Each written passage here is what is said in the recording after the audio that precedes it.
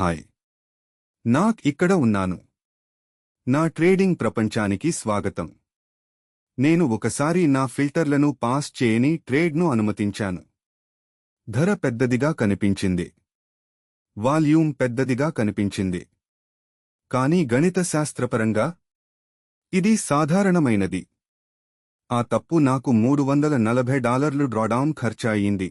నేను సరిదిద్దటం నిర్మించడానికి ముందు. చాలా ట్రేడర్లు ధర మార్పును డాలర్లు లేదా శాతంలో చూస్తారు. ఇది అసంపూర్ణమైనది. 1% కదలిక సందర్భం లేకుండా ఏమీ అర్థం చేసుకోదు. సందర్భం లాంటిది.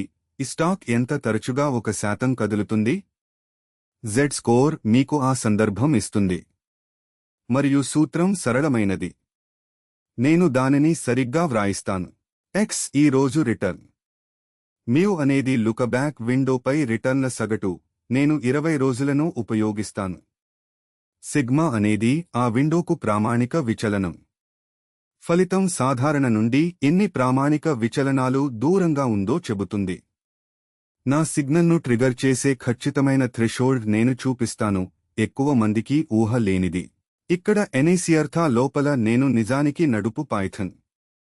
పాండాస్ రోలింగ్ విండో 20 కాలాలు. ఒక లైన్ సగటు లెక్కిస్తుంది, ఒకటి సిగ్మా లెక్కిస్తుంది, ఒకటి భాగిస్తుంది. అంతే. సంక్లిష్టత సూత్రంలో లేదు. ఇది అవుట్పుట్తో మీరు ఏమి చేస్తారనే విషయంలో ఉంది. ఇప్పుడు ఎందుకు 2.0? ఎందుకంటే సాధారణ పంపిణీ కింద సుమారు 5% పరిశీలనలు ప్లస్ లేదా -2 ప్రామాణిక విచలనాలకు మించి పడతాయి. ధర ఆ సరిహద్దును విచ్ఛిన్నం చేసినప్పుడు నేను ఇక నాయిస్ చూడటం లేదు. నేను గణితశాస్త్రపరంగా చాలా అరుదైన ఈవెంట్ చూస్తున్నాను. అక్కడే ఎడ్జ్ నివసిస్తుంది. ఇప్పుడు విద్యార్థి దృశ్యం. నా విద్యార్థి నన్ను అడిగిన సరిగ్గా ప్రశ్నను అడిగింది. మరియు సమాధానం నా ప్రతి ట్రేడ్ను ఫిల్టర్ చేసే విధానాన్ని మార్చింది. ఆమె ఆ ప్రశ్న అడిగేందుకు సరిగ్గా ఉంది. అస్థిర స్టాక్లో 2% కదలిక 0.67 జెడ్ స్కోర్ను సంపాదించవచ్చు, సిగ్నల్ కాదు. నిశ్చల స్టాక్లో ఇదే 2% కదలిక 4.0 సంపాదిస్తుంది. జెడ్ స్కోర్ ప్రతి సాధనం కోసం స్వయంగా సర్దుబాటు చేసుకుంటుందని ఇదే కారణం.